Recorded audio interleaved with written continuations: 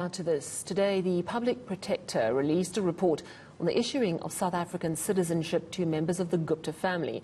Now, the report retracts an earlier statement from the Public Protector's office that former Home Affairs Minister Malusi Gigaba abused his powers. The report said today that Gigaba had only violated the Parliamentary Ethics Code and found that he should not be sanctioned in any way. And I'm joined now by Wayne Duvenage of the organisation Undoing Tax Abuse. Good evening, Wayne. Thanks very much for your time. Just what is your reaction to today's report and also the retraction of an earlier statement from the Public Protector's office? What do you think that was just a simple error, or is there more to it? Well, probably an error, and we don't really want to try and read into that other than the formal statement that she has put out to say that he has not transgressed anything serious and not been found unwanting, with regards to his granting of naturalisation to the Guptas. Now, quite frankly, we see that as an absolute farce because, you know, what she needs to do is take into account what we have seen since then and how closely he was related to the Guptas and how, you know, engaged he had been right from the Transnet days when he was a DPE minister and then at Home Affairs. We find out, and she knows this as well, the Public Protector, that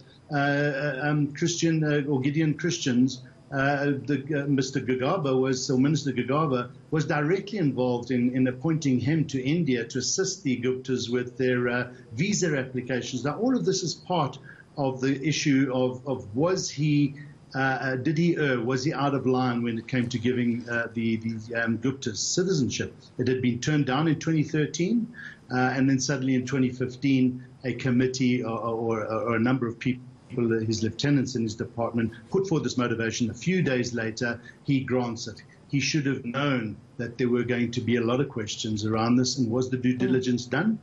Now we find out it wasn't, but they lay the blame at the feet of the people who were supposed to do it. I think Mr. Gigaba needed to know that he had to be very careful with this granting of the citizenship, and he didn't do that. So I think she's erred. How serious the findings against him, which are now that he breached parliamentary ethics by not declaring that he'd naturalised members of the Gupta family? How serious is that? Because there's no sanction attached to that, is there?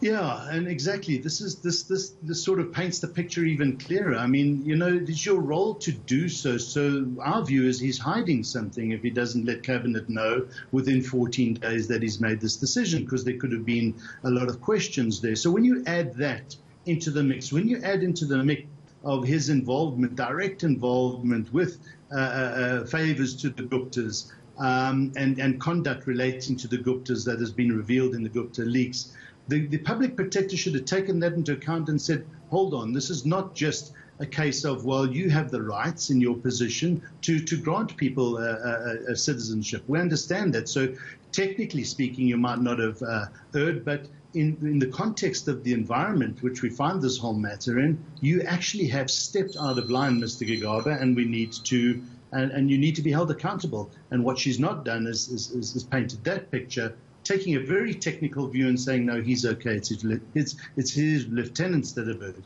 So what do you think has happened here? Do you think it's just been a very thinly investigated report, or do you think there's an attempt to protect him, and what are you going to do about it?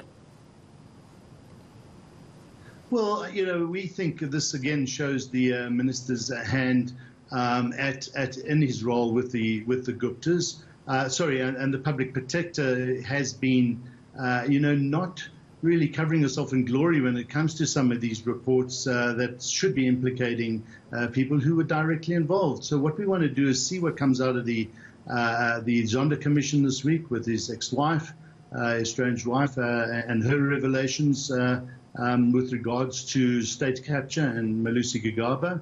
And then we'll decide what we're going to do. I mean, it's her report, and quite frankly, as I said earlier, we believe it's a bit of a farce. We have laid perjury charges, as is accountability now against her.